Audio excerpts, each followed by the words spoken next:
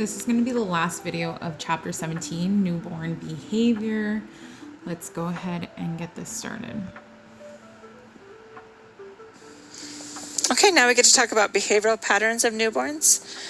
The first period of reactivity. The newborn is demonstrating behaviors indicating the first period of reactivity, which usually begins at birth and lasts for about the first 30 minutes to 2 hours. This is a really good time to initiate breastfeeding because after this they're going to have decreased responsiveness from there. So the newborn is alert, they're moving around, they're maybe showing their hunger cues, they're making eye contact. This typically will happen for the first hour to 2 hours after birth. And then we're going to have a period of decreased responsiveness, which is then, according to your book, 30 minutes to 120 minutes long. I would say it can go even longer than this. I'd say their first period is typically a little bit longer than 30 minutes. It's about usually more like 2 hours.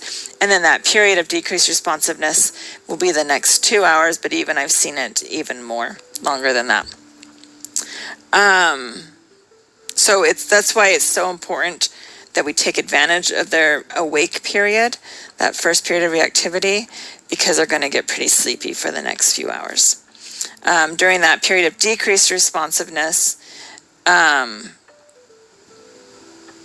they have a lot of sleepiness, decreased activity. It's harder to get the baby to wake up enough to eat and to work to eat.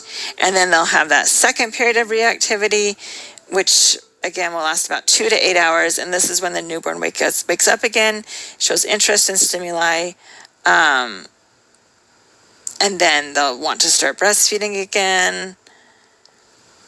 So this is just a normal response. That first hour is that first time to get them on, and then they just become sleepy after that. Okay, question. When is the ideal time to do breastfeeding teaching? Beforehand? The hell?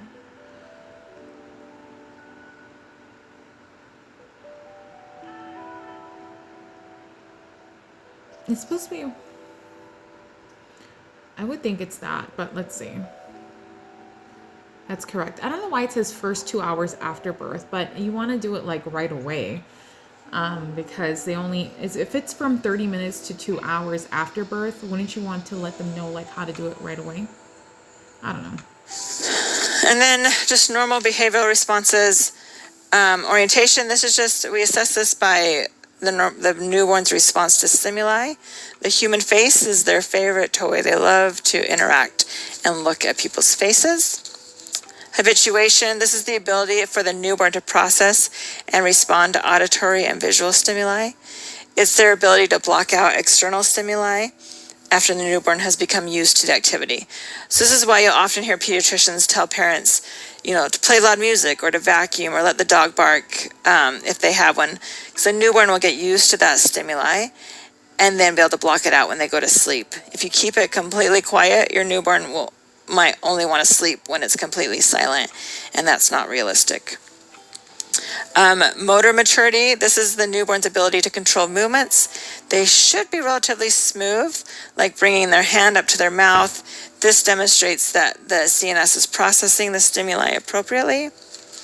Self-quieting ability, this is when the newborn learns how to self-soothe or console themselves. This can take a minute. This can take a while. There is evidence out to show 5 ways to calm a baby. They're called the 5 S's. So one is to swaddle tightly. I really believe in this. They're used to that tight space in the womb. So we try to simulate that. Some babies don't like it, especially big babies. But they'll let you know, and most do. If they don't like to be, most will calm down when they're swaddled. If they throw a fit and just keep screaming, then maybe they don't like to be swaddled. Laying them on their stomach on your lap, not on a bed or a crib or the floor, but doing a side or stomach position often helps soothe them. Shushing sounds really loudly, like a continuous white noise. So shh, shh, shh, shh. I think that kind of reminds them of the maternal heartbeat. Swinging, using just a rhythmic movement. If you watch a mom hold her baby, she's often swaying. In fact, I often find myself just swaying out of habit, even if I'm not holding a baby. It's just kind of that soothing rocking. I almost think it helps soothe the mom too. And then sucking. Many parents love the pacifier. Even if the baby doesn't naturally take it, they'll keep pushing it because they believe it helps the baby self-soothe. Social behaviors, this is when the newborn learns how to cuddle and to snuggle and to kind of reciprocate that a little bit and just enter in and love it, which helps promote bonding, and which is great. All right, that concludes chapter 7.